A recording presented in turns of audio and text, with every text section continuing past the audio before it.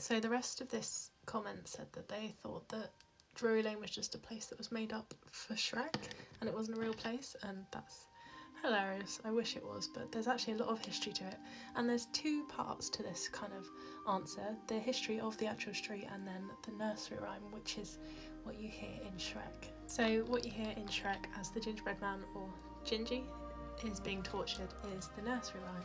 Do you know the Muffin Man, the Muffin Man, the Muffin Man? Do you know the Muffin Man who lives down Drury Lane?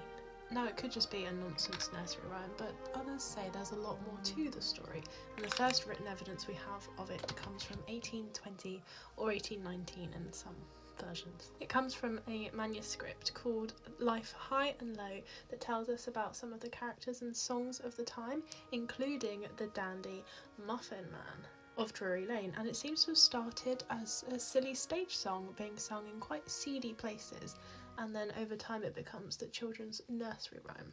But it started in those grotty underbelly places in 1796. But others say the Muffin Man is a nickname for a child murderer from the 1700s. So the song was written as a warning to children to keep them away from Drury Lane, because that's where the murderer would lure you in.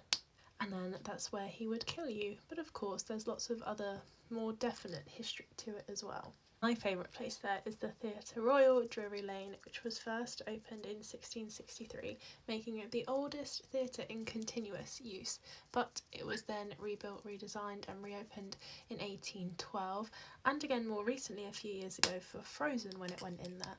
But there's more to the history than the theatre. In the medieval period, it's referred to as Via de Oldwich, which would have been the Latin name, but it was given to the invading Danes as a peace treaty with King Alfred the Great. And then Sir Robert Drury built a mansion, Drury House, on the lane in the 1500s, which is where it gets its name from. But then when he died, it was inherited by the Earl of Craven, who built a public house, or changed it into a public house, I'm not too sure, under the name of his infamous mistress, the Queen of Bavaria. I say infamous because I don't think she was very popular at all. It was then built over by loads of rows of small houses, so by 1809 it had become one of the worst slums in London.